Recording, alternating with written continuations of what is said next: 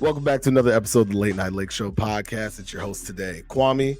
Don't worry, Ricky's still here. He's just on the panel today. And we got our boy Raj in the building. Raj, how you doing, man? It's been a long time since we've seen you.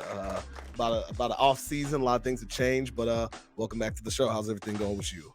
Man, everything's good. Gotta do the Late Night Lake Show pod. There's no NBA Lakers season starting without hopping on the Late Night Lake Show podcast first. So that's, one of my things I do every season. So I'm excited to be here, man. Lakers are good. I think it's the first time in like 3 years we're starting well. Man. You know what I mean? So I'm excited. How are y'all doing? Man, we're good, man. The joy is back in the heart. Definitely. Ricky, how you doing? I'm good, bro. These games, like you said, the excitement to watch these games are definitely at its peak right now. Even though I'm not gonna lie, fellas, I am really getting washed. Like somewhere in the fourth quarter, my eyes just close on me, and then I wake up and Phoenix is up, and now I got to rewind it back and figure out what the hell happened. But other than that, perfect. It's a hell of a start to the season for sure. Yeah, these 9 o'clock, 9:30 tip games for the Central Time Zone are a doozy for sure. I can relate to you there, man. Raj, you got it nice, man. Those are prime time games for you. Nice evening games. I wouldn't trade it for the world, man. I would not trade it for the world. Y'all on the wrong coast for sure. I tell y'all that every time. Yeah, we start getting it back. We start we got Cleveland road trip tonight by the time people hear this one. So this is perfect. Kids, sit down, gather around the TV. This is what legacy is about. Yeah, right. Yeah, we get some nice 6 o'clock games. Whoo, that's nice. What's that, like 4 o'clock for y'all? You even out of work at that time? Yeah, it's around 4 o'clock. Yeah, I make sure I'm around the TV. I make sure I'm there. I'm there at the TV watching. That's dope, though. I'm not gonna lie. Yeah. There you go. All right, fellas. Well, that's a new thing on the Late Night Lake Show podcast. We're gonna talk a little about headlines around the league. So we're gonna start with Victor Wembanyama. All right, guys. We have the reigning rookie of the year on his sophomore campaign. He's got a new addition to his team. He's got Chris Paul playing with him. So we're expecting a big breakout year from him. He's doing all right to start the season, averaging 20 points, 12 rebounds, 2.7 blocks. Not too bad. Not shooting so great. So he's working on it. He's trying to get his groove together. It's still early, real young team, but I think we got a bone to pick here. Ricky, you guys got something to pick with the 7'3" big man out of France. What's going on here? Yeah. And this is probably why I'm in the panel, the side seat today, and not hosting. I won't spend too long on it. I'm just a little disappointed in Wemby's non BBU. And don't worry, I'm not talking about a BBL. It's BBU, which is Big Boy University. He is letting us down at the university. And I watch these Wemby highlights. I caught a little bit of the Spurs game on League Pass the other night. And you could tell he's been working with Jamal Crawford in the offseason. You could tell he's been working really hard on his handles. And I think I have to direct my blame and my frustration with Kevin Durant. Kevin, this is all your fault, man, for making these Giants believe that they can do what you do. The Mo Bambas, the ball. Which one is it? Bol or is that the dad? It's still Bol. They're both the same name. All right. Yeah. Okay. The Bulls. Manute's the dad. Yeah. Yeah. Okay. Bad. And Wemby. And I know Wemby's going to have an amazing career. It's going to be very surprising if he's not a Hall of Famer. But my brother, why are you trying to tween these small people up? Get your 7'3" ass in the post and just tell them to throw it as high as you can. You get frustrated when they don't do it. Is that why you're trying to dribble and be Steph Curry around the perimeter? It's unnecessary. And I just think, I don't know. It's a mix between KD's fault and Steph's fault with Giants shooting threes. I'm not trying to shit on the man. He's going to have a great career. But damn it, Wemby, have some respect for the university, brother. Wow. This is the evolution of the game, though, right? The tall guys with the handles, the Jimbo. I mean, let's look at it. Wemby is 7'3" in his second campaign. Again, this is only 3 games thus far, but he's averaging 6 3-point attempts a night. That's a little crazy for a big man. It's 7'3". You should get down the paint. You see the cool highlights, you see the fun blocks, you see the dunks, the alley-oops, the handle, the threes. Raj, how do you feel about Victor Wembanyama's game? How does it resonate with you? Yeah, that sounded a lot like old man yelling at clouds. I'm not gonna lie. That's what that Rant sounded like, man, you said a lot of university in there, and I'm with you. Some people need university, and some people like Wemby will never step a foot inside of a classroom, a college classroom in his life. He doesn't need to, right? And I think, as the evolution of the game goes, 6 3-pointers, in my opinion, is low. Like I think that's on the Wow. low end of what he will be. Oh yeah, I don't think Wemby, trained that much to shoot without taking more than 6 threes a game. And I think his like frame is still too slight of frame to be a guy that's going to be banging down low. He's a guy that wants to obviously extend his career. He's been a professional since like 15 or whatever it is, so he understands what his body needs to be. And the Spurs, I think, have been playing that way. He is playing the center position technically, but Harrison Barnes takes a lot of the power four kind of assignments for them. He's also starting next to Chris Paul, which tells me this is a very unserious season for the Spurs. This is probably their last unserious season that they have with Wemby under a rookie deal, right? He's going to go and get the $500 million contract that's coming soon to him. Which the numbers for the NBA are getting crazy. But yeah, I think that's where his game is. And he's already averaging like you just said the numbers there, over like 20 points a game. Yep. I think he's, his rebounding's there. He's in DPOY conversations that I'm not sure he deserved to be in yet, but like I think it just shows kind of where his talent is and what the league sees him as. But yeah, some of the stuff, like the three, he had 1 3. I forgot what I think it was against Houston. It's like 18 on the clock, and he's like 5 foot behind the 3-point line, and he takes it. That's the one. Like, that's probably the one that you can probably pass up and get a better look. But he's also like, am I about to go and just screen for Julian Champagny, who's my starting point guard, and like roll to the rim and hope he finds me? Or like, I got the ball, I dribbled it up, let me leftover cross step back because I can do that. I think he's gonna do that. You'd have to be blind to not be able to find Wemby. Just throw that bitch up there. I've watched Dwight make a whole career of just throw that bitch up there. And Dwight Howard's shorter than Kevin Durant. Okay. So I get it. Call me old fashioned, but I'm tired of watching my man so far this season take 11 shots in the restricted area. 11 shots. Wow. 11 fucking shots in the restricted area. But that's just me. I'm old man. We can move to the next topic. Okay. I think I gotta side a little bit with Raj there, man. I think you're kind of screaming from the mountaintops here. I think it's cool, man. I think it's the evolution of the game, positionless basketball, bigs that could do a little bit of everything. Could he get down in the paint a little bit more? Yeah, probably, but I think Raj is right. I think this is just a season where they're just gonna toy around. He's gonna develop. They're not really trying to win a bunch of games here. This is just Wemby development. So he's just gonna do what he wants to do on the court, and we're gonna see what works, what doesn't work. So I think they're gonna kind of just let that leash be very loose and just let him play and see what they can get from it. Also, if you're guarding the Spurs, like it's just their starting lineup has Jeremy Sohan in it, Julian Champagny, Chris Paul. Like, why would I guard the 3-point line? Like, I'm packing the paint on you, and like Wemby, if you want to come drive in on like 4 people, go ahead. But other than that, like you're gonna take a lot of contact, and that's where teams can kind of get their bumps and bruises against him. I'm Wembanyama. I'm like, I'm a 40% 3-point shooter, eventually in this league, and I can fire away, and you can't guard it. I'm open when I get the ball. So I understand your point though. I get it. Like in terms of there's a level of like winning basketball that's not going on in San Antonio, but I just don't think that's what's being pushed. Maybe he'll take those university classes eventually. It's just no, let it fly. Let it fly. He's a millionaire. I'm just saying, when he turns to the Kevin Durant, I don't think anybody's gonna be mad, right? People love Kevin Durant. What's a taller one, right? Yeah, yeah. It's a little bit there. KD. Nah.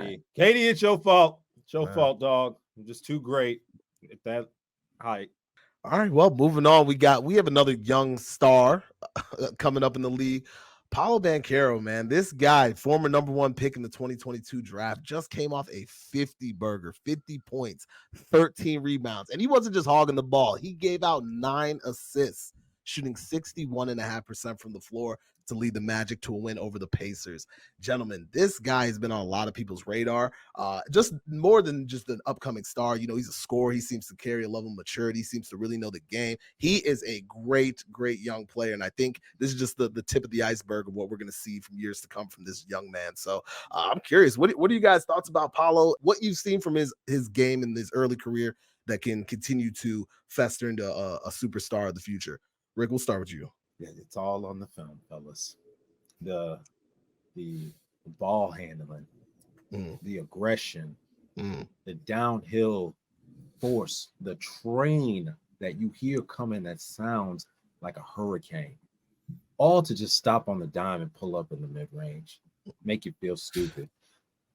Paulo Banquero is our greatest underclassmen right now in BBU. mm. This is what we talk about when we speak about BBU greatness. The man is a 3-level scorer.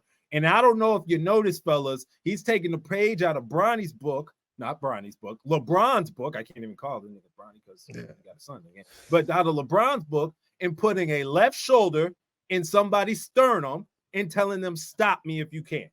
This is the shit I'm talking about, man. I'm not gonna lie. I used to love me some Julius Randle, right? Till these shots just continued to just get more and more outrageous, right? This is what I thought Julius would turn into. Hell, this is what I think Julius thinks he's turned into. But Paulo Banquero is doing exactly what the number 1 overall pick should do. And if this is his leap year at 28-5, 9-6 on 48% shooting from the field, I can only sit and wait for the day that he follows the great Orlando Biggs and decides to take his talents to Hollywood. Oh man, I cannot Yeah. wait. the propaganda train already. Can't stop. Can't stop. Won't Goodness. stop. We Raj, what still, say you? I mean, we still centers from Orlando, so he's kind of more of a forward, so you know what I mean. So I'm not sure he 100% fits that. My favorite thing about Paulo, and I think this is one of my favorite traits on young players, is guys who play in the summer willingly. Like he goes and plays in these pro-am tournaments and stuff like that. And to me, that shows a guy that really loves hoop. I don't feel comfortable saying the acronym Big Boy University, so I'll just say it out loud because I don't feel comfortable saying the short version of it. But yeah, this dude that loves the post, very physical guy. I thought the playoffs showed a lot. He really struggled in game 7, I believe it was last year, shooting the ball. But I think he had a huge first half. Second half kind of struggled. But yeah, he's a guy that gets to the free throw line.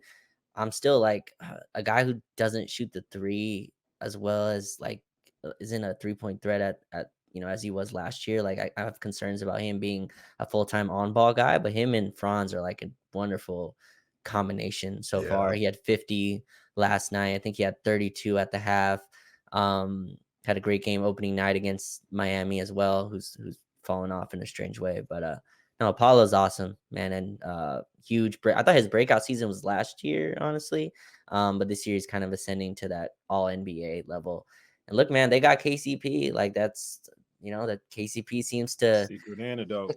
continues to travel the teams and pushes them past their whatever their limit was.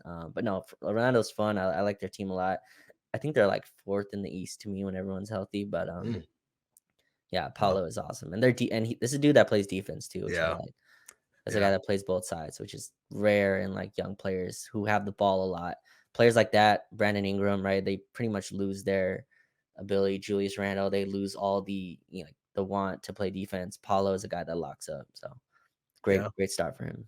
I would agree. Paulo definitely is a guy, like you said, Raj, that strikes me. He's like he really loves to compete in the game of basketball. Like you said, he's playing pickup runs. He competes on both ends. Just the way he plays, the aggression, the tenacity, like every trip down, like he's playing with purpose. So I agree. I think he's one of these young players that is really going to continue to move that needle. And I'm excited to see what becomes of it. I think we see a many time all-star before us, and Orlando got themselves a good one. And like you said, the pairing with him and Franz, that's a good young team down there, man. A good young team. They compete.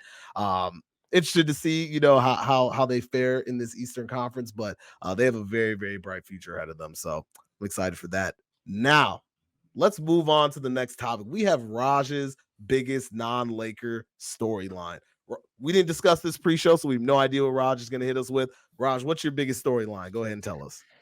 So I have 2, but I'll start with the player, and I think there's one player in the league that can like really change a lot of teams' fortunes. And I'm not sure if you guys have been on this agenda or not, but I'm seeing Lakers Twitter kind of slowly get to here. Is Zach LaVine really healthy? I'm super fascinated with that. He's averaging like 26 a game on like 42% from like just a ridiculous 3-point percentage. His legs look real. He's dunking. He's moving. He's coming off screens. That's a guy that I'm worried some team like the Clippers who do this a lot. They steal players for way undervalue, right? Like they just get deals done where, the value just does not match. Zach LaVine, in my opinion, is going to go for pennies to somebody.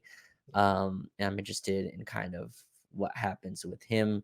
I think the Lakers have a Zach LaVine like on their whiteboard. It's kind of like, if Zach LaVine's healthy, then this is what we would give up. And if he's not healthy, this is what we give up. I think there are like two options there. But I mean, you look at Zach LaVine, like I think he's still like 28 years old, multiple time all-star. Like those guys just don't hit the market at the kind of cost that he would. Doesn't really fit to me on OKC, doesn't really fit to me on Boston. So there's this like chasm of teams who are in this middle pack that can go trade for him. Like imagine tomorrow if Denver goes and trades for Zach LaVine. Like so like that's one of my biggest stories. And the other, like the second one is man, the West feels wide open. Like I watched Denver yesterday. I'm not sure if they're losing or not to Brooklyn, but I watched Denver play. We just watched Phoenix play, Dallas, like the Pelicans, the Clippers, the Wolves, who are 2-1. Like I just look at the whole West and it feels wide open.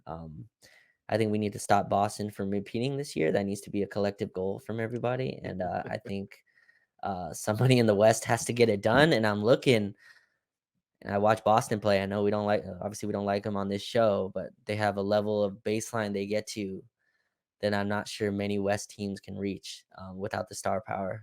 So yeah, those are my kind of two. You guys take those whenever you want, but Zach LaVine and then just a wide open Western Conference for like the first time in a very long time. Denver was like on the top of this hill looking down, and they've, cut their own legs off basically and said, now we're the same height. And it's like, all right, well, OKC's at the top technically, but they don't really have their climbing boots yet. Like they've never really been through the snow. So it's kind of this huge pack of teams. I'm interested in anyone makes a move. Rick, your thoughts? Yeah, I mean, going back to the Zach LaVine trade, now we got Raj on the call here. What would you give up for a healthy Zach LaVine? One of them young, nice Caucasian men would have to be in the package. Unfortunately, that breaks my heart, especially because Dalton showing to be that he gonna be one of them ones, and for sure they're not really gonna have that much of a conversation if Austin. His name is not somewhere involved in it. So where do you sit at a comfort level in a healthy Zach LaVine trade?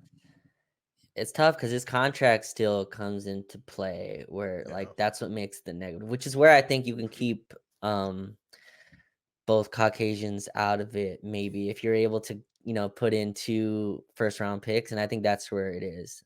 I value Austin and Dalton more than both of those first round. Like in terms of both first round picks, I would rather give up the picks and give up those 2 players.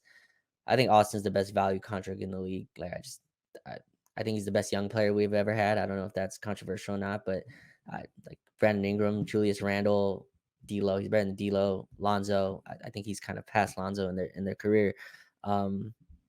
So I'd have a hard time. Dalton is tough. Like maybe they'd require Dalton, but his salary is so low that you kind of get it done in other ways. And I just don't know what Zach LaVine goes for in the league, which is why I think someone's going to steal him for pennies. But if Zach LaVine's healthy and it shows this, like he has like 3 years left on his deal, but the Lakers are paying LeBron AD the max anyway, so your salaries don't really matter in that point. But I gotta see it, man. I like those legs scare me. I gotta see it for like at least till February before I do anything. But I think you got. I think you got to take a look. Like if the scoring is this putrid at times, like you got a 25-point a game scorer for I don't know Gabe and whatever salaries you can, and my guy JHS, like you cobble those salaries up. I would think about it. Zach hoop like this until February. That ticket gonna be a little pricey. I think so. But yeah, no, you're right. I forget that they used to call his contract like one of the worst contracts in the league. I completely forgot about that. Then the salary cap just keeps going up, and it does. It doesn't matter. It doesn't matter. But yeah, no, we getting after it in the West, and I think we about to start getting to our Laker topics. But yeah, thanks Denver.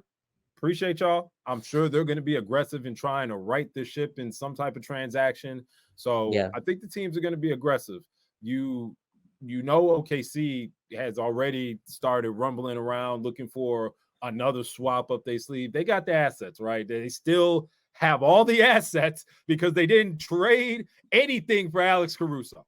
So they still have the war chest open. So right, and they got Hardenstein. So OKC will have a say in any big name, middle name, small name trade because they got the money to put up in the assets. So Kwame, what say you about the West Side and where's the standing? How things are looking these days? I agree with Raj, man. The West is wide open. And I think that even plays into the other point of Zach LaVine's possible market value. There's going to be a lot of teams that are like, we're kind of jammed here. We can make this trade and that can push us right there. So I think his market might be hot if he can sustain this level of play. I think there'll be a lot of interest for him again in a wide open West. If it seems as close as it may be, a player like that can completely change that landscape. So I think he'll be a hot commodity provided he can stay healthy. I think the Bulls really want to move on from him and Lonzo. So I think it'll be interesting to see, that's for sure. So really quickly, I did this exercise a couple days ago as a sicko, but like I just went down and like look at the shooting guards on all these teams. The Thunder have Jalen Williams, right? I don't think they want another 2 guard with him. The Suns have Devin Booker. I don't think they already had Bradley Beal, who might have the worst contract in the league. The Lakers obviously have an open 2 guard spot. Max Christie trying to fill that role, but we'll get back to that. The Mavericks have Kyrie Irving and Luka Doncic and just paid Klay Thompson. The Pelicans just traded for DeJounte Murray, who is out, but I mean, maybe there's a Brandon Ingram. CJ there too. Yeah, they got CJ. Maybe there's a Brandon Ingram for LaVine swap there, but I just don't see them do that. The Clippers, I think, are just trying to get through this year. Kawhi still not. I have no idea where Kawhi is. Shout out Kawhi. Yeah, and the Wolves have Anthony Edwards. Like I'm looking at the league and I'm like, I just don't know where the market is for a guy who makes $45 million unless you think you're a contender. Yeah. And the Lakers are kind of the only one that fits that bill. You could do the East. You can do the East too. Cavs have Garland and Mitchell locked up. Celtics aren't touching that locker room. No. I don't think Orlando are doing anything. I don't think the Heat are in that position. And then you keep going down. Like, I'm just saying, I don't think his market is as, hot as I think it's being. I'm sure the Bulls would like that, but they also just traded Alex Caruso for a bag of chips. Like, I don't trust that front office to do anything smart. And I think there's a world where if Rob Pelinka has his head on straight, he could steal LaVine for, a package that's less than he's probably worth. But yeah, I mean, I think the Bulls are definitely trying to do a soft reboot, if nothing else. So, I think if we were to throw in 2 first-round picks, they gotta listen, right? They gotta listen. 100%. So I think that could be an option. So, like I said, I guess we'll see Zach's timeline as well as what the Lakers are looking like. But speaking of the Lakers, when we come back from our break, we'll take a look into what's going on. We're off to a 3-1 start, but we'll be back in a moment. Late Night Lake Show. Get you in a sec. Hey, what's going on, y'all? Ricky with Late Night Lake Show. Real quick, just wanted to send some flowers, send some love to one of our A1 Day Ones, friends of the show, Prize Picks. They've been rocking with us since this account and this whole operation was in its infancy, way before we have grown to the production that we are here today. And we can't thank them enough for believing in the engine that is LNLS. And to show our love, we got a new promo code for y'all. Type in the promo code CLNS for up to $100 deposit match on your first deposit. That's right. You already know how Prize Picks is coming, man. It is the #1 daily fantasy experience. You make your picks higher or lower. You make 2 to 3 selections. And if you hit, you might be able to cash out on a nice little 5, 10, 15, 25, all the way up to 100 times your deposit. All right, Late Night Lake Show. We're back. Lakers. 3-1 start, man. Man, when's the last time this team started 3-1? I mean, we came off 3-0, but 12. Man, How nice is it to feel like our team can win games, guys? Like that's amazing, man. I felt like robbed of this joy for so long. It's amazing to have it back, but we'd be nothing without our star players, right? And I think one in particular we need to talk about is Anthony Davis. This guy, hey, last year he was on a monster tear. The team was, up and down, so he didn't get the proper recognition, but we saw in the Olympics, he was fantastic. Comes into the season absolutely dominating. This guy's usage rate, man, up to 35.3. That's his usage rating right now, the highest at this point. Through 3 games, it's still early, but the highest of his entire career, man. I think he is doing phenomenal. He's averaging 32.8 points, 12 rebounds on 55% from the field, add 2.5 blocks a game. He's looking like an all-world player on both ends of the floor, and we have a system that's utilizing him. No more are we having second halves where Anthony Davis isn't touching the ball. We're running through him as much as possible, and it's showing. And we all knew Anthony Davis had it in him, but now we're starting to highlight it. So I like to hear what you fellas have to say on the crazy start that Anthony Davis has had on this season. Raj, I'll start with you. What do you have to say about Anthony Davis? Man, I think he looks like the best player in the league. And, there was a lot of conversations about him being in the DPOY conversation, and he's kind of skipped over that and gone right into MVP conversations. This is the best he's looked. And I've said this on many other shows, but I don't think it's a coincidence that this is following an Olympic run. Like, I think Anthony Davis really comes in and, he had that, I forgot what summer it was where, everyone went crazy because he said he didn't touch a basketball for 2 months. He was playing, what do the kids play? Call of Duty or whatever I forgot. I don't know what game he was playing, but he was like streaming and stuff like that. But no, he was in shape. He had to like guard Kevin Durant all summer. He had to guard Anthony Edwards all summer in practice. He had to, stay in shape for an Olympic run and be a huge part of that. And I think he came in with momentum. And I'm not saying he comes into camp out of shape, but he definitely doesn't come into camp in like prime condition shape. And he looks in prime condition shape right now. I've always wondered what a AD run offense would look like. And I think, people have different kind of imaginations of what that is. I think you're kind of seeing what it means to run through AD. And that doesn't mean let AD run every pick and roll. It doesn't mean let AD shoot 300 times.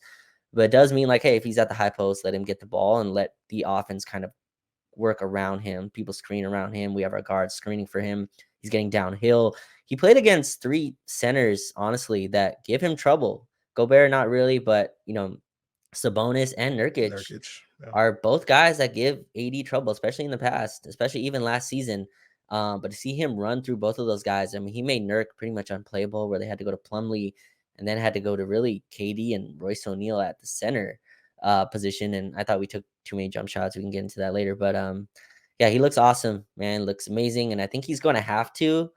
I think LeBron is going to really work his way into, like, he's going to load manage quarters, which is like unprecedented stuff. Like, he's going to load manage minutes. He's going to load manage parts of quarters. Like, I think he's really going to see what his body reacts to. 80 is the 30-year-old. Do you know who the highest paid player in the league is, by the way? It's Anthony Davis. No. 60 million. He's making $60 million this year. He's he's the highest salary Let's player go. in the league. Let's go. All right. Okay. Getting So paid these are- like the face of the franchise. These are the expectations of the highest paid. I'm not saying he's not deserving. He's deserving every penny, but I'm saying these are the expectations. Best defensive player of the league and a guy who averages 25 to 28 a game. And I think the usage point is great. He's getting a lot of touches. He's getting a lot of touches in different areas. JJ Redick's ATOs have been really, I thought have been really great to start.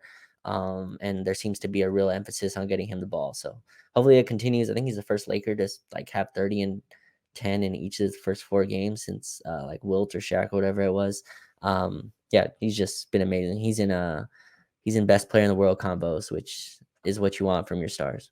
Man, coming off the championship run, I mean, the Anthony Davis we expected to see was the DPOY, the MVP Anthony Davis. And we saw that in flashes, and we feel like, again, the team success took away from the individual play that we saw from Anthony Davis. But again, I think the way, again, if the Lakers record can uphold it, I know the media doesn't like to give the Lakers awards, but what's keeping Anthony Davis out of these conversations if he continues playing this way? I find it hard to keep him out. But Rick, what do you say? What do you think about Anthony Davis and how he's been playing?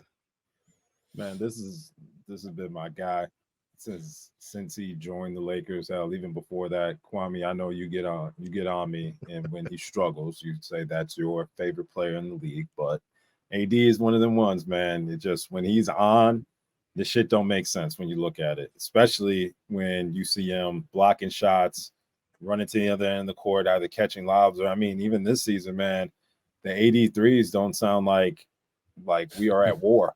You know, it does. I trust him. I trust that at least we're going to get a great effort shot. And that's something that we haven't been too comfortable with the last couple of seasons. 80's up to 20 field goal attempts per game, the most since I started looking back. I'm back all the way to the 22-23 season. And I know obviously a lot of that has to do with the changing of the guards between him and LeBron. But at the same time, this is clearly by design. We could have seen this same story last season. We were having conversations on LNLS to start the season about LeBron's slower starts and is this signs of things to come, right? But we see with scheme and preparation and everybody being on the same page, pulling on the same end of the rope, Anthony Davis is the focal point. Anthony Davis does not look human when he is just as good as Rudy Gobert on the defensive end, more versatile than him, turns around and is more versatile than Bam Adebayo on the offensive end, and it's not even close. And then you just start looking at your top bigs on both ends in the league. It's Anthony Davis and the rest of the field. And I think he's showing you guys that, showing the league that through these first 4 games. And, that's top dog over there, man. The thing I love about it most is he seems like he got a little bit of a chip on his shoulder. Not like a big chip on the shoulder this season. We haven't seen really AD talk greasy to the media. It almost feels like he'll be pouting more than anything. But now he's straight up throwing shade at, this would be what a defensive player of the year should look like, right? In his post-game interviews. And that's the shit I'm talking about, man.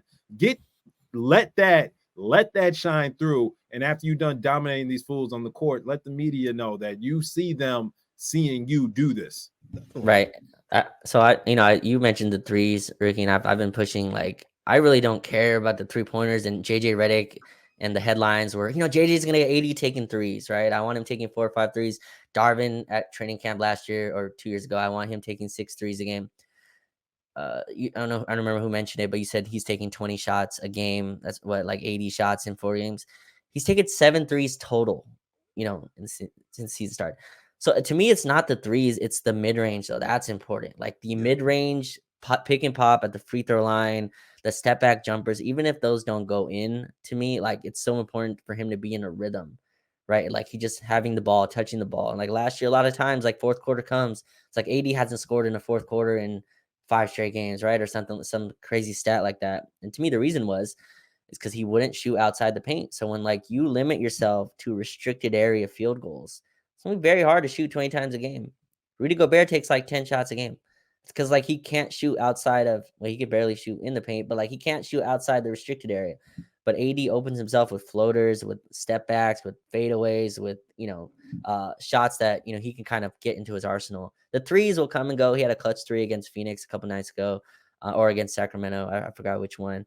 But yeah, to me, it's not the threes, it's all the other stuff. It's the mid-range, it's the handle, and JJ's really kind of leveraged AD's handle in a way where he doesn't have to, do too much. They have the guard screen for him kind of at the free throw line where it's tougher to, switch or, or drop back, and you can kind of get AD going into people's chests and stuff like that. But yeah, the scheme is kind of working with the player, which it seems like they have a nice match together so far. And yeah, he's been great. So I don't think he's going to average 33 a game this season. Like that'd be nuts. He's averaging 33 a game right now.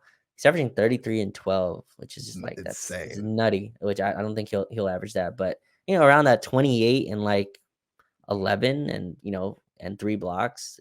I think he can do that for a season. Played 76 games last year. I doubt it'll be that high, but somewhere in the 68 to 72 range.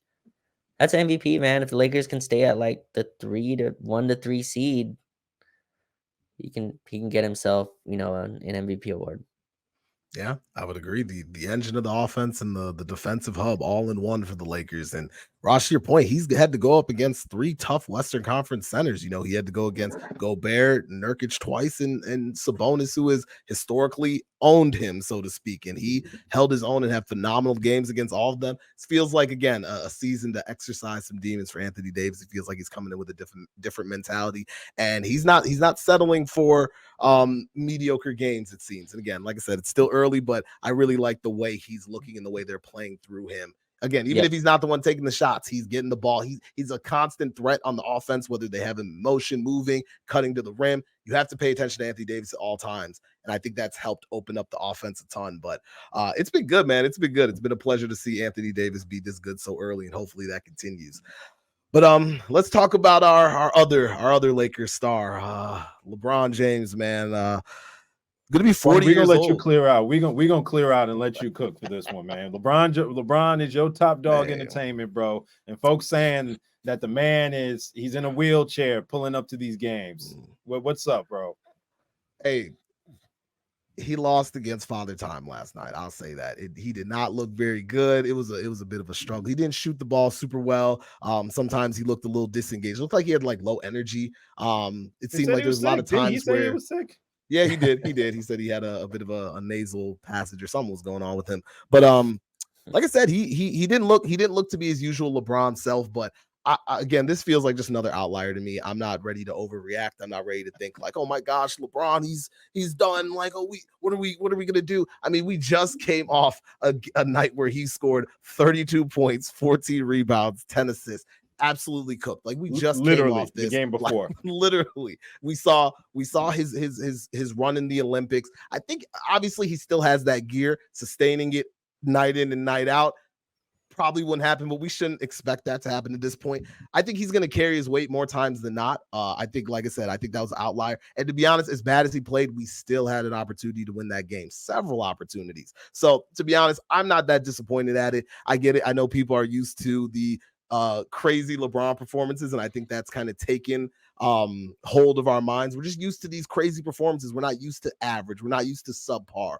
But I think we're going to start seeing some of these games a little more frequently, but I don't expect him to be this bad again for a long time. I just think it was, again, on the scale, a bit of an anomaly. I think it was an outlier. I'm not ready to overreact. I think he's going to be good for us the whole season, and when the playoffs come, we've seen he could still play very, very high level basketball. We saw it at the Olympics. I'm not worried about it. I think we just got to get him healthy to the playoffs. And, I think he's still one of the, when he turns it on, a top 5 player in the game. Easy. We just like, my only point, I'll kick it over to you, Raj. Like you just said, you saw it the night before, and he was the fucking most outstanding player at the Olympics. Like whatever the hell the award is for the best Olympic basketball player, men's basketball player, he got it. Not Kevin Durant, not Anthony Davis, not Anthony Edwards, not Steph Curry. None of these elite, all-worldly NBA players. Not Jokic, your great hope from Serbia. None of them. LeBron James got it. And then the season starts, and then we act like, oh my God, so old. What are we going to do? You got to relax, man. The car's still going to get you up to 110. You just got to let it warm up sometimes. Like, it's a long season, and I just saw him hit the turbo button and how magnificent that looks. You're going to have to excuse me for giving him a pass if the next day he looks like Diet LeBron. Yeah. I think that's fair. I also think like older cars, he needs an oil change sometimes, a little bit more often. You know what I mean? So like, I'm with you. I think I don't have any concerns about LeBron. I would say that I think you're going to see not to that level, because I thought last night was probably his one of his worst offensive games in terms of couldn't get by his guy. Some of those calls you can question whether he got fouled, but obviously the jumper wasn't getting the lift on his jump shot that he got against Sacramento. I feel like those things only happen in Sacramento. Like Sacramento got a 20 straight LeBron run, and at age 39, that just feels like something that happens to that franchise. Like just like are DeMar they DeRozan too? There's some type of bond they that's have a good together. point. Yeah, something about DeRozan and LeBron embarrassing performances that just are a match made in heaven. But I do think like there's something about LeBron it's 82 game grind, right? Like even the Olympics are a short tenure where you also are do or die games, right? You lose and you're out. Yep. The 82 game season is not that. So like I'm sure he went into Phoenix and he's like, yeah, I can play, but I'm not kicking the turbo button.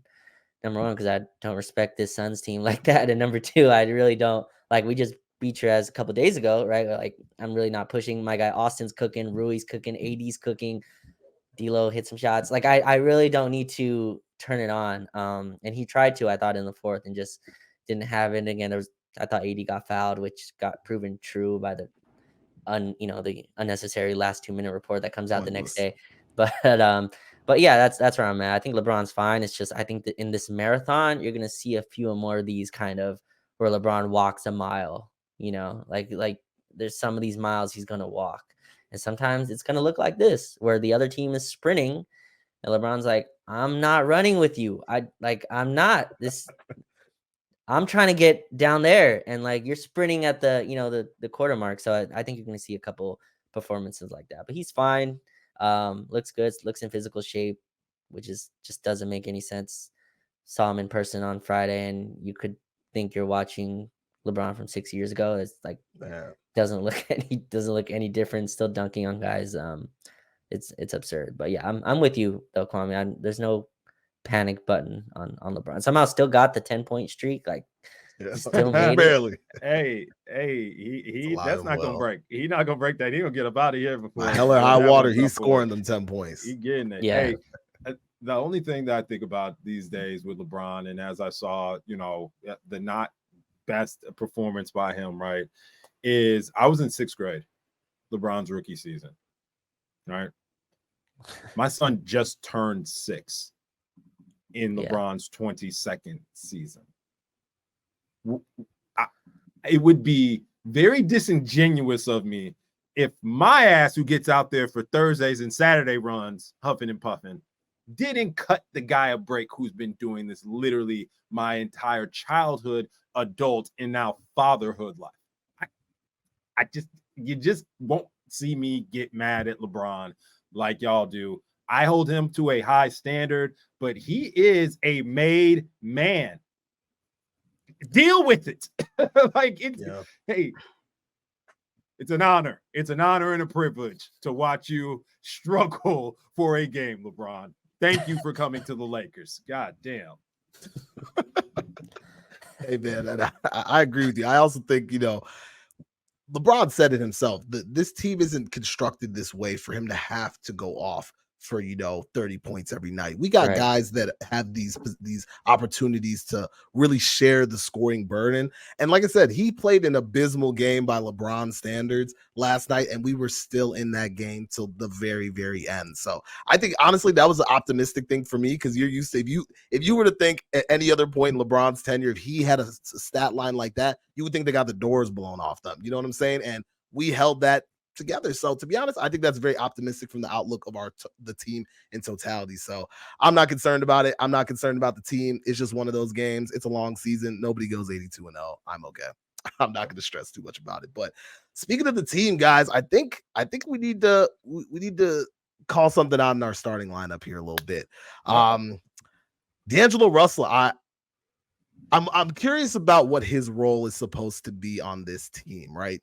He's not really the lead guard. I think it's looked very apparent in these first 4 games that JJ really wants the ball in Austin Reeves' hands. And rightfully so. He's shown a tremendous amount of growth in being kind of that lead guard. We've seen him kind of work through that role in the past 2 seasons, but he feels really, really comfortable with the ball in his hands this season. His chemistry with Anthony Davis off the charts. They've had some really great highlight plays.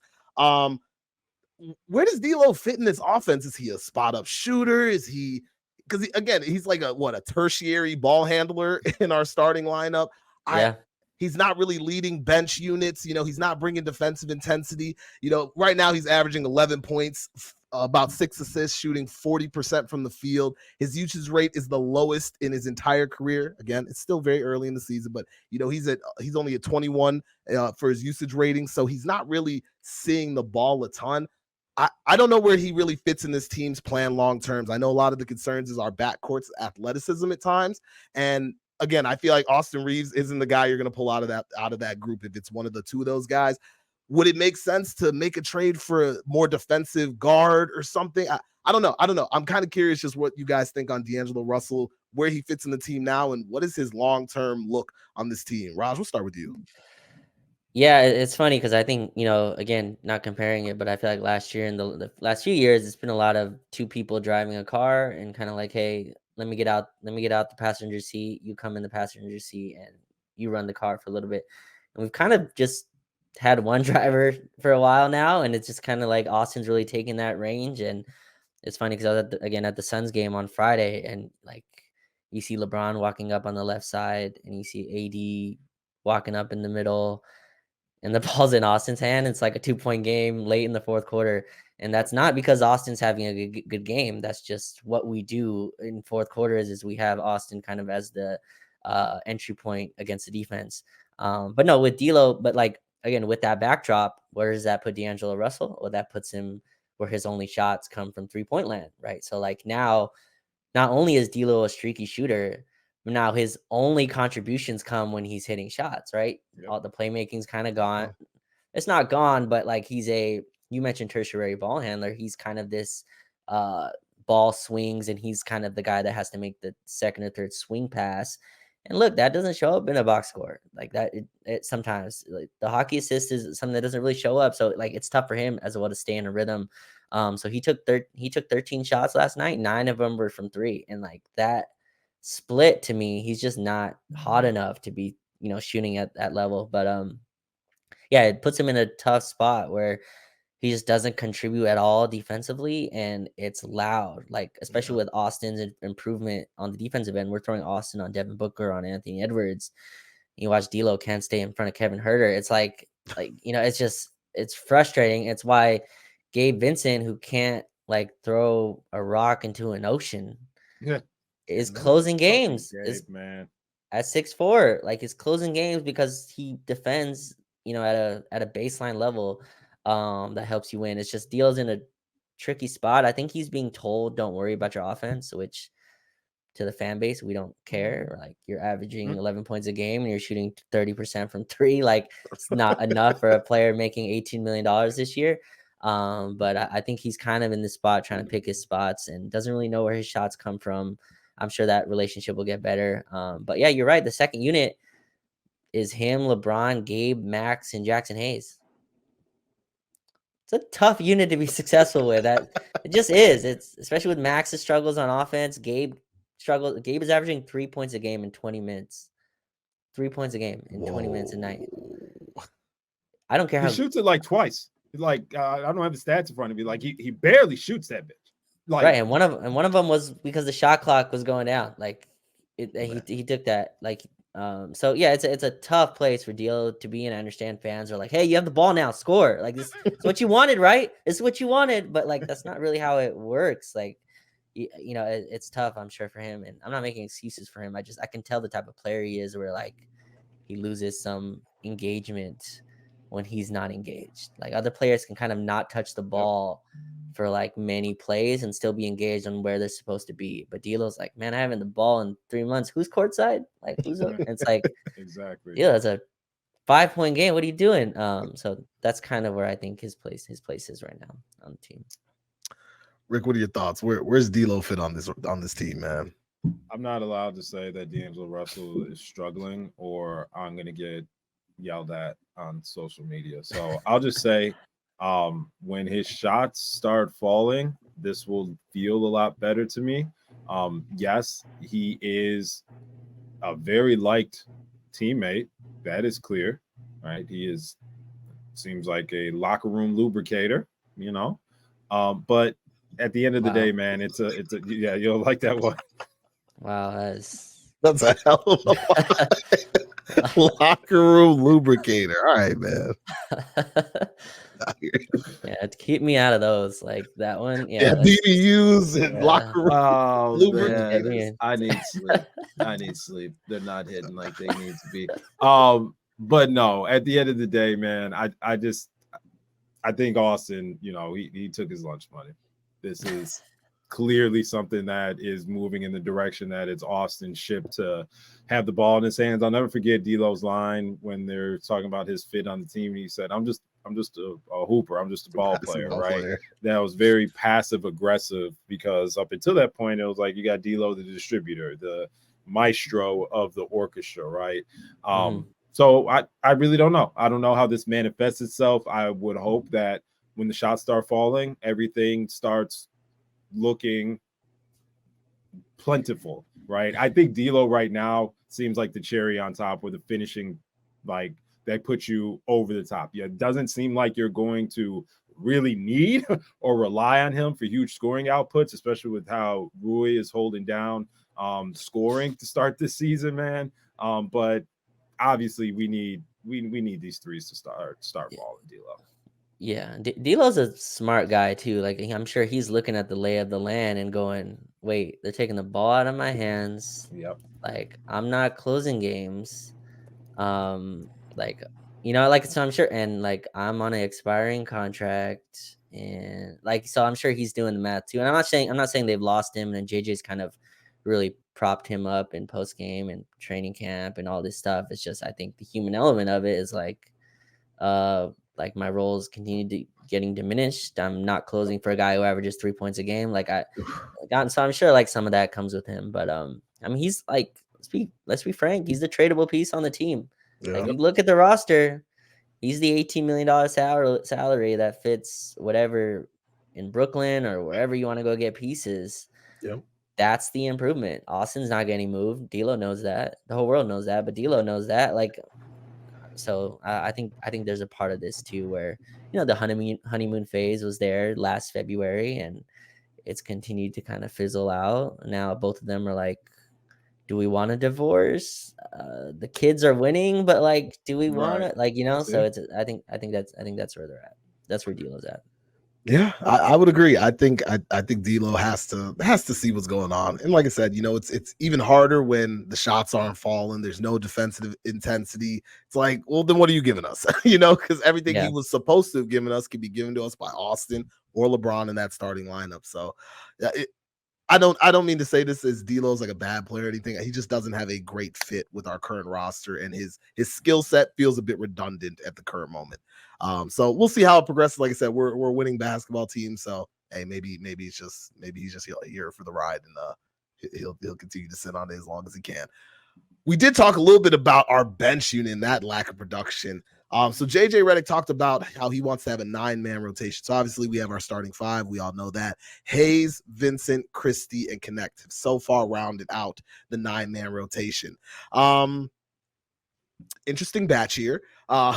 We talked already about Gabe Vincent's exhilarating 3 points per game that he's been averaging. Max Christie is struggling on the offensive end, and we expected a really big jump there. Connect has actually been pretty good for whatever limited minutes he's had. I wish he could carve out a little bit more of a role, but we'll see how that goes throughout the season. I actually think Hayes hasn't been that bad in totality. I think he's been pretty good where he needs to be. Been a good energy guy. I think they're incorporating his athletic abilities a little bit more in the half-court set. So I'll be honest, I'm not mad at what I've seen from Hayes thus far, but when you look at the long term of that bench, nothing is really screaming outstanding here, so to speak. So I'm curious, what do you guys think? Do you guys have any concerns about our bench production as we go through this season? Rick, we'll start with you on this one.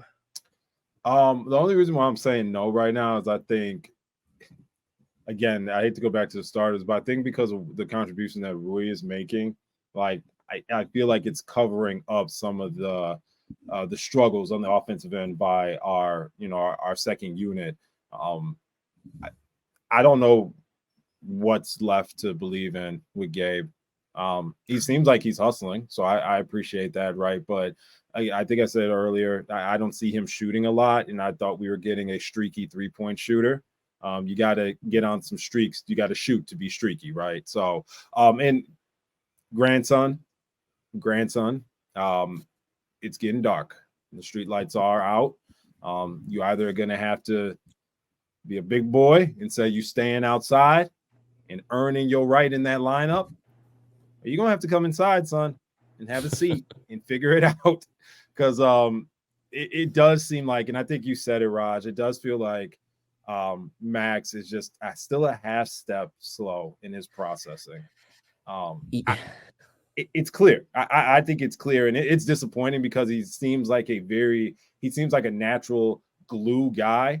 but that means you have to be that much on it when you're not looked at as one of the guys to carry the offense away. Yeah. Right. I feel like his mind is behind his body, right? Like I think the athlete is there, the physical tools are Yeah. there, but like the processing speed is just not at NBA level speed, which again is sad because you would have liked these reps to happen last year, right? Like he gets all these out the way, all those growing pains. So now this year he can jump right into this role, but you can tell he's like, where do my shots come from? What am I in this league? Am I a guy who takes a three right when I get it? Am I a guy that attacks closeouts? Am I a guy that can hit a dump off pass? Do I have the lob pass in me? These are things that like you don't know in NBA speed until like you do this a billion times. And you could tell he's thinking out there a lot. His only three he made, I believe, in the last few games, at least last game, was when the shot clock was going out. Similar to Gabe, it was kind of a free shot, a very loose, I have to shoot it type of shot. So yeah, that bench, I'm concerned that we're having LeBron and D'Lo try to carry that offense in the second unit. And again, when LeBron goes through these spells of I'm not pushing on the brakes, then that puts a lot on D'Lo as well. And like D'Lo he's very reliant on if his jump shot's going. This is I thought again against Phoenix, like I saw where Vando was missed heavily. Yep. Like we were switching Gabe onto Kevin Durant, which is a real sentence that happened. But like that was kind of what we were doing, is having like Gabe Vincent try to stay and pester KD, and KD's like, you're 7 inches shorter than me. Like there's just nothing you can do. I'm shooting right over. The Dalton versus like Max thing is fascinating to me though, because I didn't expect Dalton to look this good this early. Yeah. Especially if Dalton's gonna guard at this baseline level, then I just see no use for, not to make it mean, but like see really no minutes for Max and There we even go. Gabe. To be honest, like Dalton played 11 minutes yesterday, and JJ Redick has this strict rule where he doesn't play the first and third quarters, which essentially, if you break that down, that means he plays with very few of the starters, right? And so Phoenix, who obviously they played the Lakers already, so Dalton Connect he's in bold on their whiteboard, right? If you can bold a whiteboard, but he was being face guarded. Yeah, he's being face guarded, and you could do that when you play next to Gabe and Max, because who are you worried about? And the other guy on the floor is Jackson Hayes. So the only shooter is like LeBron and D'Lo, which is like, again, I think it makes it really tough on Dalton, and he got like 2 shot attempts against the Suns because they're really holding on to him. I don't think Dalton's going to sit at 11 minutes for long. And then when Vando comes back, yeah, this bench gets interesting. I think right now we have to play Gabe and Max together because we don't have anything else coming off the bench. And yeah, I agree with you, Juan. I think Hayes has been fine in his role, minimum center. I think that's all you can ask. I like the role that he's in. We have him switching more instead of in a drop coverage, which has really kind of elevated his defensive impact. Yes. But yeah, that bench scoring is concerned. We had 14 points in the second quarter, which that's why you lost. Get it done. You had an 18-point lead, and you were down 2 at halftime. So yeah, the bench will be interesting. Yeah, I see a lot of what you see, Raj, in terms of if LeBron is not going to essentially, raise the floor of that bench unit, I don't know what, like, those are going to be some dark spells if D'Lo's not going to turn it up. So maybe that is D'Lo's role. Maybe he's, the second spark plug with that second unit. But I don't know, man. It troubles me a little bit. Again, it's still early. Like I said, we'll see what happens when Vando comes back, but he's not really a scorer guy either. So he doesn't really show up what we're looking for on that end. But I'll be honest, I think this season we're probably, unless, barring some trade with our current roster we're looking at, I think we're really going to have to depend on the starters heavily for our offensive production. I don't necessarily think that's a bad thing. I think we have the talent there. And definitely, guys who can get buckets really, really fast. So I don't think it's an issue. It's just, I don't know. Looking at it, nothing wows me when I look at our bench. And, you look at a couple of other teams' bench, there's a guy, it's like, that guy you really have to worry about. I don't know if I see that for us yet. And to your point, Raj, maybe Dalton Connect could be that guy, considering hopefully his development goes as planned. So let's see there. Speaking of our team in totality, how things have changed, man. JJ Redick feels like a breath of fresh air. For the most part, we didn't really change the roster a ton. We kind of left things as is, but man, we've seen and heard a lot of praise for JJ Redick very early from our Lakers teams going through training camp. We're hearing how there's a system now, how there's some schemes being built, how the coaching staff is really prepared, how guys know what they're doing on both ends of the floor. We've heard this from basically the whole roster top to bottom thus far, and the results are translating to on the court. We're seeing it early. So I'm just curious, man. Raj, what are your thoughts when we look at the difference between Darvin and JJ and how our offense looks a little revitalized? Is that just the players believing in him more? Is it the actual system? What are you seeing from our Lakers team? Because again, not much change, but something's changed on that court. Yeah, so I try to be nice on Twitter. I don't like that every positive JJ thing I say is taken as like a attack on Darvin Ham. Yeah, like it doesn't have to be. They both can have their own ways coaching. No, I'd love to know what JJ's whispering in Rui's ear. Like I would love to know what he's saying, because that's been like the biggest change to me is Rui Hachimura's. Maybe it was just not starting the inferior player. Maybe that's just all it is for to get Rui become the player he is. But he has him rebounding, offensive rebounding, aggressive, attacking the rim. I think what JJ's done is really I don't think it's very complicated offense, but it's structured, right? So it's simple but structured is what I kind of see with JJ and a lot of stuff. A lot of half court sets, a lot of plays being run, very few freelance stuff. Every time we do freelance, you'll hear JJ in the post game be like, yeah, we freelanced that quarter. And that's why, the offense kind of stagnated. That's basically what I see. The ATOs have been really good. And it's very clear JJ is a psycho in preparation. The car wash story is funny. And, I just don't know how you're getting the Wi-Fi at a car wash to rewatch games and any, already downloaded. He's rich. It's already on there. Yeah. I gotcha. Yeah, that probably has a special iPad or something that has the film. Download the iPad. I'd like one of those, by the way. If JJ's listening, like just shoot those over. Send me one of those with the film already on there. But no, it's very psycho, and in terms of his preparation and stuff like that, you could tell like just he's kind of modernized our team, I think, in a way that Darvin just never got to. And the post game comments are what they are, but it feels like we're a very modernized team, very much in the attack and drive and kick game, very much in trying to limit as many post ups as that we do, just modernize our offense. And I think it's really worked well for Austin. Very much, again, clear structure, no more of this freelancing. Austin and D'Lo taking turns playing hot potato. It's very much Austin, you have the ball. This is our offense. This is what we run. These are our set plays. And a lot of that for Dalton is weird. Watching a rookie get as many play calls as he has, but yeah, JJ's been good, man. Won his first 3 games. I think like first rookie head coach to do that in a very long time. And 3-1 is a hell of a start. And it really buys you belief. If you're 0-3, then I think these conversations are very different, right? Yeah. If you lose the Sacramento game, if you don't come back from 22 on Phoenix, right? Or if you're 1-3 or whatever it was, these conversations are very different because they did win. We can speak in a little bit more positive light. But yeah, JJ's been great so far. And then it's early. No one turns on coaches faster than like there's just no position in sports where a coach is turned on or a person is turned on faster than a coach. So it can be great. It can be kumbaya now. And in 6 months, you could be seeing a meme of LeBron looking at JJ in a strange way and everyone thinking he's getting fired. So, but he's been great so far. JJ looks like the real deal, which is important.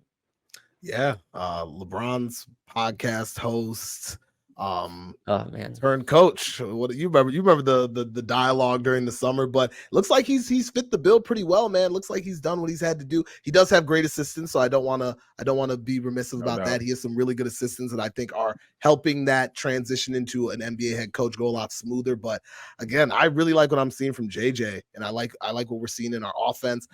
There's a few points of concern. I think our transition is one of those spots. I feel like we crash very hard on the offensive glass, which has helped us in some ways, but sometimes it leaves our backcourt as the only guys back, and there's a bit of a athleticism gap there. So you really don't want to be looking at a transition opportunity with D'Lo as the only man back. But outside of that, again, it's a very small sample size, but I think what we're seeing is really good. Rick, what do you have to say about JJ Redick and his 4-game career start? Yeah, no, I think you guys hit on all the points of them. I think, Raj at the very top, which said whatever he said to Rui, to get Rui thinking that he's about to rip down the rim anytime he's in the paint. Yeah. Again, another big Loved it. boy university member. I guess I got to say the full name now. I've had too many There you go. mistakes this pod. So everything JJ's doing, keep doing it. I love the accountability after the game, right? And it's like people joke, but you could tell there are some clear things that Darvin Ham wasn't doing last season. And I think one of them, whether it's very important or not very important, is he didn't really read the temperature of the room. When when it was time to fall on the sword, he would never do it as a head coach. And it seems like JJ right off the top is like, yeah, that game, I think it's my fault. And here's why I think it's my fault. So, that's always refreshing to see, folks taking accountability when they're in the position that they're in. All I'll say with that is let's give it a couple more weeks, whatever we need to get it up out our system. But my plea to Lakers fans, let's stop talking about swine. Let's leave that in the past. Now we can definitely laugh at the Milwaukee Bucks not being shit. Now we can definitely hee at that, and him and Doc Rivers being together. Stop mentioning that man's name with the head coach of the Los Angeles Lakers. I don't like night. Yeah. We're done with it. It's over. It's over, right? You know what's crazy though? Like again, I think the way you put that is how most Laker fans feel. Nightmare in Lakerland is a conference finals visit. Like that's other teams' like dream. Yeah, You know what I mean? Like yeah. So I hear the way that he's spoken about it. Like I'm pretty sure like some coaches are just meant to be assistants, right? And I think that's fine. I forgot the name of the previous Bucks coach, Adrian Griffin. Was 32-10 when they fired him. And most people are like, that's the right move, and that's fair if you think that's the right move. I just think like if you're gonna fire that guy, but then to bring in Doc Rivers, it just doesn't it just doesn't make sense. It doesn't compute for me. But yeah, I'm with you. I don't think we need to bring up Darvin every time. I get he had his faults as a head coach. I also don't think he was like Byron Scott. He's probably not going to get a head coaching job for a very long time. But yeah, those two together, Darvin back in Milwaukee with Taurean Prince. It just doesn't. It's just it's crazy. But yeah, let's leave that era. I watch a Hard Knocks of the Milwaukee Bucks. Now that I also hear that Dame and Giannis don't really fuck with each other like that. Yeah, please give me the behind the scenes of Doc trying to mediate a conversation between those two. So yeah, they couldn't figure out a time, Ricky. They're both busy. You know what I mean? Couldn't hang out over the man. Couldn't hang out in the summer. There was no time. There were no planes going to Milwaukee from time, and Dame couldn't be on European standard time. So I don't know. Yeah, it's unfortunate. Our stars are best buddies, so There you go. Definitely. Well, I agree with you guys. I think this is an opportunity where, again, let's leave the past in the past. No need to talk about number 0 or our former head coach. Those are all days in the past. Let's look to a future. Let's look for brighter days and greener pastures. I think that's what we can all look for. The Lakers have gone off to a great start, so let's just enjoy it. We don't need to relish about the dark days. Let's look towards a bright future, man. And like I said, hey, those guys had their faults, but they weren't the only problem, so to speak. So it is what it is. But to kind of wrap us out at the end of the show, Lakers got a little bit of news today from Shams Charania, reported that Christian Koloko has been medically cleared to play by the NBA's Fitness to Play panel. So he signed a 2-way contract with the Lakers this offseason, played 3 seasons at the University of Arizona, played for the Toronto Raptors, but had to sit due to a blood clotting issue. Again, this is a 7-footer. Him being on a 2-way just tells me that this is probably more of a developmental thing than any real pathway to minutes. But I'm curious, what do we think Christian Koloko could do for our team? Again, some people may not be too familiar with him. Again, he didn't play a ton in his lone season back in 2022, but I mean, he's a 7-footer, so that's something to look forward to, right? Some size. Raj, does he shoot threes primarily? That's all I want to know. Or does he stand his big ass in the post? Does not shoot threes at all. And in my opinion, this is where I'm with you, Ricky. I don't want my center shooting threes. I don't. I like unless you're Wembanyama, or unless you're Jokic. Yes, these generational centers. I don't want you shooting threes. I'm so glad Jackson Hayes doesn't try to shoot threes. I'm very glad. And Koloko's kind of in that. To me, Koloko right now is Jackson Hayes insurance. right? Like that to me, that's what he is currently. I think he's more of like a NBA talent than Hayes is. I think there's a higher ceiling there. It's kind of, I don't know any other team in the league that was willing to take a risk on a player with blood clot issues. Like that's scary. It's like he just got cleared now. They signed him like weeks ago. He averaged 3 points a game in Toronto. Like very Raptor fans liked him. They said there was a lot of learning curve with him, a lot of young mistakes, and again, this is a position of need I think the Lakers have had for years, and it's pretty frustrating that like our answer to maybe our biggest, like if you're gonna get like your most important insurance is like your house insurance, right? Anthony Davis is your house. Yep. Our house insurance is Jackson Hayes and Christian Koloko. Like I think I like that's a little bit of an issue to me. So like I don't really look at Koloko as a solve there, but young guy, two-way, we'll see what he is. I think he's gonna play in the G League before he ever touches the Laker court, just to get his conditioning right. But yeah, doesn't take threes, rookie. You don't have to worry about that. Long center, has a huge catch radius, legit 7-foot guy. And Lakers are hoping like they hit big on a guy who was drafted, close to first round less than 2 years ago. Played 3 years in college, so a little bit more seasoned as a big man. But yeah, bigs are kind of hit or miss, right? There's one Derek Lively for 10, name your athletic center that's out of the league. Like it's a tough combo, right? Colin Castleton just got traded from G League T to G League team, which is, just I did not see that. I didn't even see that. Okay. Which is, I'm sure, sad for a guy like Colin who felt like he had a chance to play on the Lakers roster last year, right? Lakers had backup center needs, and Colin just could not fit the physical profile. But now he's on the Brooklyn G League team, which I guess that's breaking news for you guys. But yeah, he got traded. He got traded. I think a couple days ago. Yeah. Oh man, Rick, what do you have to say about Christian Koloko, man? Do you have anything to say? Any thoughts? I mean, is he our first stint Damian Jones that we're looking for? What's going on with this guy? Yeah, all I can say is Bronny's finally going to have his big man down there for South Bay. So I'm looking forward to that they can grow some chemistry, and we didn't even talk about Bronny. It sounds like Bronny is going to play tonight with LeBron in Cleveland. So that would be cool. Right. And then it sounds like Bronny is going to head down for the start of the G League season, which is pretty early in November. Right, Raj? Yep. Coming up in about a week. Yeah.